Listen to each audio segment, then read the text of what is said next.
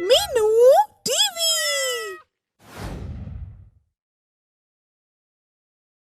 सुधीर के घर से जोर जोर से चीखने की आवाजें आ रही थी। ऐसा तमाशा उसके घर में रोज का काम था। सुधीर की पत्नी अपनी छोटी बेटी ईशा को अभागिन और मनहूस समझती थी, क्योंकि उसके जन्म लेने के एक दिन बाद ही सुधीर चल बसा था और ऊपर से ईशा का रंग भी इतना काला था कि उसे देखकर बहुत से लोग नाक चढ़ा लेते थे और उससे बात करना तक पसंद नहीं करते थे। सब उसे काली कहकर बुलाते थे। ईशा की सगी माँ भी उन्हीं लोगों में से एक थी। बस फर्क इतना था कि उसे मजबूरन ईशा से बात करनी पड़ जाती थी। पर वो बात भी क्या करती थी, बस गालियां और ताने देकर मासूम लड़की पर जुल्म ही ढाती रहती थी। जैसी काली बदसूरत शकल है तेरी, वैसी ही काली किस्मत है तेरी। मनहूस पैदा होते ही पिता को खा गई और खेत क्यार सब बिक गया। तू मर क्यों नहीं जाती? न जाने भगवान तुझसे कब छुटकारा दिलाएगा। अम्मा, थोड़ा सा दूध ही तो गिर गया है, भला इसमें भी इतना भला बुरा कहने की क्या जरूरत है? अगर यही दूध तुम्हारी इस गोरी चिट्टी बेटी अलीशा से गिर जाता तो क्या तुम इतनी भड़कती? मेरा नाम बीच में मत लिया करो, वरना बहुत मारूंगी। इस काली कलुटी के मुंह मत लग बेटी, नहीं तो सारा दिन खराब हो जाएगा। अब अपने बस्ते उठाओ और स्कूल जाओ, इससे तो मैं स्कूल से आने के बाद लिपट लूंगी। माँ के समझाने पर अलीशा चुप हो जाती है और फिर दोनों बहनें अपने बस्ते उठाकर स्कूल के लिए निकल जाती है। अलीशा आगे आगे और ईशा उसके काफी पीछे पीछे चले जा रही है। रास्ते में स्कूल जाने के लिए कई लड़कियां और भी मिलती हैं, मगर वे सब अलीशा से ही बात करती है, ईशा की तरफ देखती तक नहीं। ईशा को यह सब देखकर दुख तो बहुत होता है, पर यह तो रोज का ही काम है, इसलिए ईशा को यह सब सहने की आदत पड़ गई है। उधर स्कूल में भी ईशा के साथ उसके बेंच पर कोई लड़की नहीं बैठती। सभी उसे मनहूस समझकर उससे दूर रहना ही पसंद करती है, मगर मास्टर राम मोहन को यह बात बहुत खलती है। लड़कियों, क्या मैं पूछ सकता हूँ कि तुम सब इस मासूम ईशा से इतनी नफरत क्यों करती हो? क्योंकि यह काली कलुटी भूतनी मनहूस है।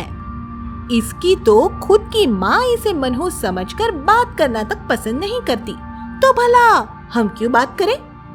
एक सगी माँ और पढ़ने लिखने वाली लड़कियों की ऐसी घटिया मानसिकता देखकर मास्टर जी को बहुत दुख होता है और वह लड़कियों को समझाते हैं। देखो, किसी का रंग काला हो जाने से कोई मनहूस नहीं हो जाता है। ईशा भी तुम्हारी ही तरह एक मासूम लड़की है, इसलिए तुम सब ईशा के साथ ऐसा व्यवहार मत किया करो कि उसे दुख हो। मगर मास्टर जी के समझाने पर भी कुछ नहीं बदलता है और बेचारी ईशा इसी तरह घर और बाहर लोगों की नफरत और जुल्म का शिकार बनती रहती है। इस तरह कई साल बीत जाते हैं और फिर एक दिन ईशा के घर शहर से उसके अमीर चाचा का लड़का मोहित आता है। ईशा मोहित को देखकर बहुत खुश होती है और सोचती है कि शायद मोहित के आने से उसके जीवन में कुछ बदलाव आएगा, मगर कुछ नहीं बदलता, बल्कि उस पर और अधिक जुल्म होने लगते हैं। भैया, लो दूध पी लो। काली कलूटी मनहूस, मैं तेरे हाथ का दूध नहीं पीऊंगा। मैं जब तक यहाँ हूँ तू मुझसे बात भी मत किया कर। मेरे सब काम अलीशा करेगी, समझी? मोहित के ये शब्द सुनकर ईशा को बहुत बुरा लगता है और वह दूध का गिलास जमीन पर पटक कर रोते हुए कहती है, काली कलुटी मनहूस मनहूस, सब पागल हो गए हैं। अगर मैं मनहूस हूँ तो मुझे मार क्यों नहीं देते? हम क्यों मारे तुझे, काली कलुटी मनहूस भूतनी? मरना है तो खुद ही कहीं जाके मर जा। तभी वहां उसकी माँ आ जाती है और वह भी ईशा पर गुस्सा दिखाते हुए कहती है, काली बेटी, तूने तो मेरी कोख ही लजा दी। तो जैसी बदसूरत अभागिन बेटी की माँ कहलाते हुए भी मुझे शर्म आती है।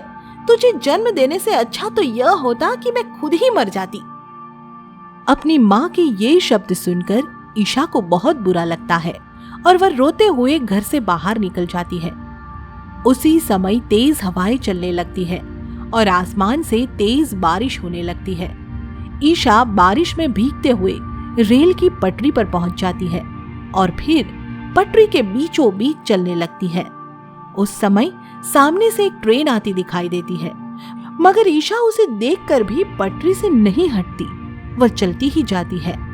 मगर जैसे ही ट्रेन निकट आती है, कोई तुरंत आकर ईशा को ट्रेन की चपेट में आने से बचा लेता है। यह कोई और नहीं बल्कि स्कूल मास्टर राम मोहन ही होता है। आपने मुझे क्यों बचाया मास्टर जी? मुझे मर ही जाने देते तो अच्छा था। मैं इस दुनिया के लिए मनहूस हूँ और अपनी माँ के कोख के लिए कलंक भी। ऐसा मत बोल बेटी, भगवान सब ठीक करेगा। हिम्मत और सब्र से जीना सीख। भगवान की कृपा से तेरा बुरा समय भी जल्दी ही अच्छे समय में बदल जाएगा और फिर तुझे मनहूस समझकर तुझसे नफरत करने वाले भी तुझसे प्यार करने लगेंगे। वो दिन कब आएगा मास्टर जी? और ना जाने आएगा भी या नहीं। उस दिन के बाद ईशा हिम्मत और सब्र से जीने की ठान लेती है और इस तरह कुछ महीने ठीक ठाक बीत जाते हैं। फिर एक दिन ईशा की माँ और बहन अलीशा मोहित की कार में बैठकर कहीं सैर सपाटे पर जाने की तैयारी करते हैं। तो माँ ईशा को समझाते हुए कहती है, काली, हम मोहित के साथ घूमने जा रहे हैं और 2 दिन बाद घर लौटेंगे। हमारे पीछे से घर का ठीक से ख्याल रखना, कोई नुकसान ना हो जाए। ठीक है, अब सब जाओ, मैं घर का अच्छे से ध्यान रखूंगी। माँ और बहन दोनों खूब सज संवर कर घर से बाहर सैर सपाटे पर जा रहे थे। सब खुशी से फूले नहीं समा रहे थे, मगर ईशा मन ही मन बहुत दुखी थी। उसका मन तो चाह रहा था कि माँ से कहे कि उसे भी अपने साथ ले चले, पर बेचारी कहती कैसे? सब तो उसे मनहूस और अभागिन समझते हैं। यह सोचकर वह खामोश रह जाती है और वे सब चले जाते हैं। उनके जाने के बाद ईशा अपने स्वर्गवासी पिता के फोटो को देखकर खूब रोती है। बापू, बापू, क्या मैं मनहूस हूँ? क्या मैं अभागिन हूँ? क्या आपकी जान मैंने ली है? मैं काली हूँ, इसलिए सब मुझसे नफरत करते हैं और मनहूस समझते हैं। बापू, बापू, मुझसे तो मेरी माँ भी प्यार नहीं करती बापू। ईशा जब रोते हुए सब कह रही होती है, तभी अचानक उसे भ्रम हो उठता है कि उसके बापू की फोटो उसे कुछ कह रही है। बेटी ईशा, तुम रो मत। बेटी, मैं सब देख रहा हूँ और जल्दी ही सब ठीक कर दूंगा। तेरे साथ अब और अधिक अन्याय नहीं होने दूंगा। अपने बापू के ये बोल सुनकर ईशा को बहुत खुशी मिलती है और फिर वह हंसते मुस्कुराते हुए घर के कामों में व्यस्त हो जाती है। उधर अचानक मोहित की कार का एक्सीडेंट हो जाता है और इस हादसे में उसकी बहन अलीशा के चेहरे पर गंभीर चोट आती है और साथ ही घायल मोहित की जान भी खतरे में पड़ जाती है, मगर उसकी माँ को कोई चोट नहीं आती। इस हादसे की खबर मिलते ही ईशा मास्टर जी को साथ लेकर अस्पताल पहुंच जाती है। हम मोहित को बचा तो सकते हैं, मगर उसके ब्लड ग्रुप का खून ही कहीं नहीं मिल रहा। अब क्या करें? डॉक्टर साहेब, आप हमारी इस बेटी का खून टेस्ट कीजिए। मुझे विश्वास है कि इसका खून जरूर मैच करेगा। डॉक्टर मास्टर जी के कहने पर ईशा का खून टेस्ट करके देखते हैं और उसका ब्लड ग्रुप मोहित से मैच कर जाता है।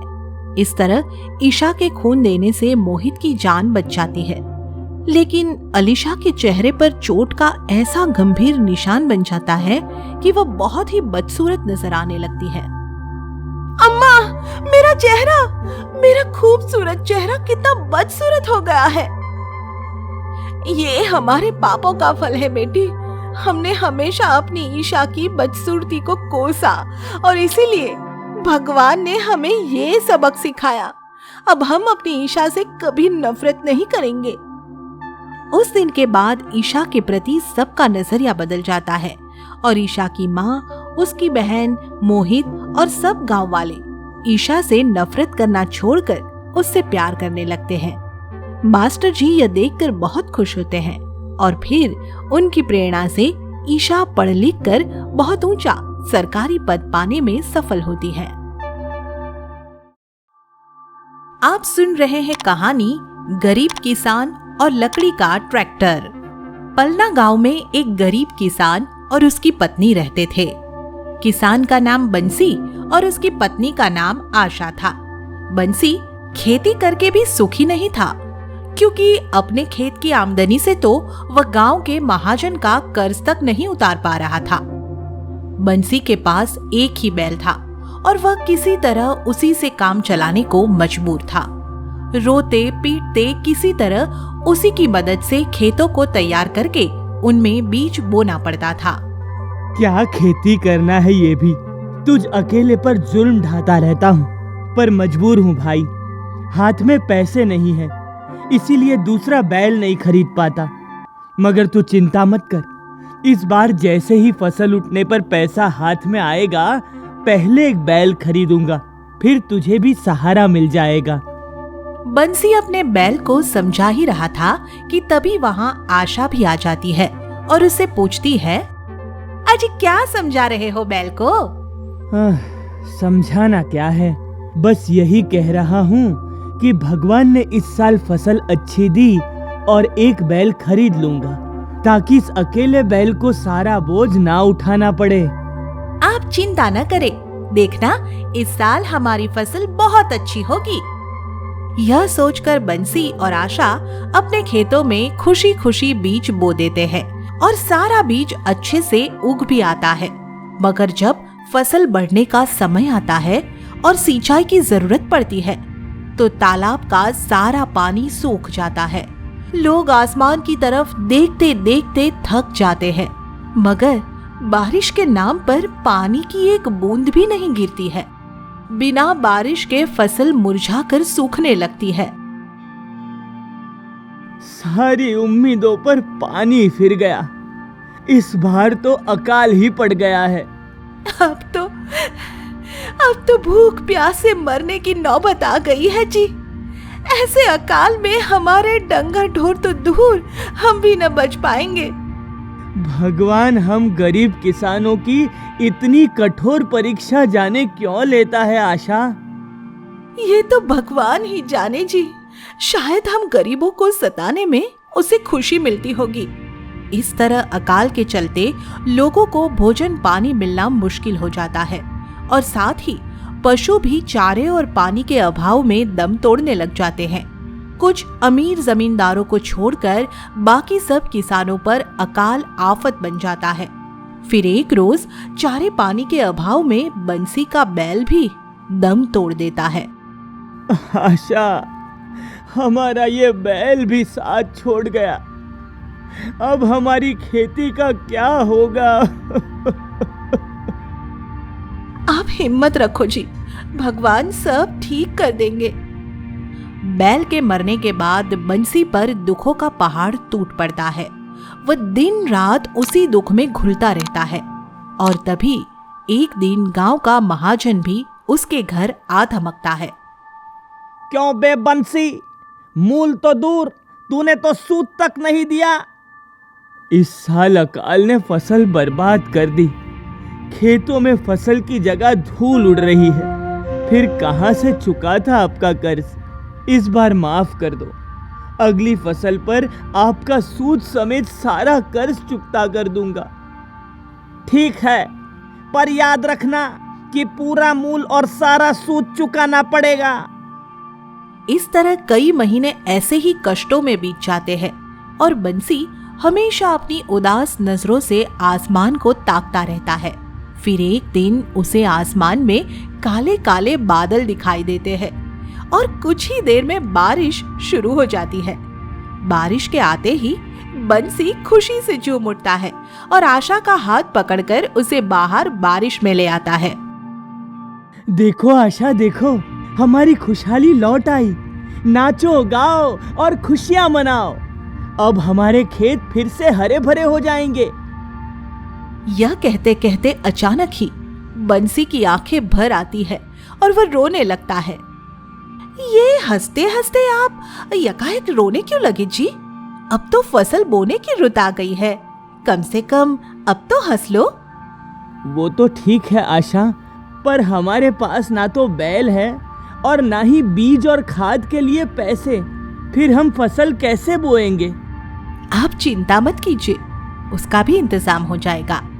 यह कहकर आशा उस बारिश में नहाती हुई घर के अंदर जाती है और फिर सोने के एक जोड़ा कंगन लेकर बाहर आती है। ये हमारे खानदानी कंगन है जी, और खास सोने के बने हैं। आप इन्हें बेचकर फसल बोने का इंतजाम कर लो। बंसी अगले ही दिन आशा के सोने के कंगन लेकर शहर चला जाता है और फिर शाम को लकड़ी के बने एक अनोखे ट्रैक्टर पर सवार होकर घर लौटता है। आशा लकड़ी के बने इस अनोखे ट्रैक्टर को देखकर आश्चर्य में पड़ जाती है। ये तो सच में कोई जादुई चीज ले आए हो जी, ट्रैक्टर, और वो भी लकड़ी का। कमाल कर दिया बनाने वाले ने। बड़ी मुश्किल से हाथ लगा है। बनाने वाले ने कहा है कि इसकी कृपा से हमारा खेत सोना उगलने लगेगा, सोना। गांव भर के लिए लकड़ी का यह ट्रैक्टर किसी जादुई खिलौने से कम न था। बंसी जिधर भी इसे लेकर जाता, इसे देखने के लिए इसके आसपास लोगों की भीड़ लग जाती। अरे देखो देखो, बंसी का लकड़ी का ट्रैक्टर। अरे वाह वाह, ये तो सच में ही अजूबा है। इसके आगे किसी और ट्रैक्टर की तो कोई औकात ही नहीं लगती। बंसी के लकड़ी से बने इस अद्भुत ट्रैक्टर को देखकर लोग जितना हैरान होते हैं, उससे कहीं ज्यादा हैरान इसकी ताकत और कारनामों को देखकर होते हैं। यह बड़ी से बड़ी भारी ट्रॉली को आसानी से खींच लेता है और खेती के सब काम भी आसानी से कर लेता है। सबसे बड़ी बात तो यह कि कार की तरह दौड़ता है और गहरे से गहरे कीचड़ में भी, और ट्रैक्टर की तरफ फंसकर खड़ा नहीं होता है। इसी कारण गांव भर में बंसी का अच्छा खासा रौब बन जाता है। बंसी और आशा इसी ट्रैक्टर की मदद से अपने खेतों में समय पर धान की रोपाई कर देते हैं और देखते ही देखते खेत धान की फसल से लहलहाने लगते हैं। देखा हमारे देसी ट्रैक्टर का कमाल है ना, इस साल लहलहाती हुई शानदार फसल। आप तो आप है जी, आपकी बराबरी तो कोई ही नहीं कर सकता। आपने तो कमाल का जुगाड़ किया जी। फिर उसी साल से सचमुच ही बंसी के खेत सोना उगलने लगते हैं और वह महाजन का सूद समेत सारा कर्ज चुकता कर देता है और साथ ही आशा के लिए सोने के सुंदर कंगन भी बनवा देता है। आशा अपने कंगन वापस पाकर बहुत खुश होती है। आज बंसी अपने गांव का सबसे धनी किसान बन गया है और उसके पास कई ट्रैक्टर है, मगर वह सबसे ज्यादा प्यार अपने उस लकड़ी के ट्रैक्टर से ही करता है। आगे की मजेदार स्टोरी के लिए चैनल को सब्सक्राइब करें और बेल आइकन प्रेस करना ना भूलें।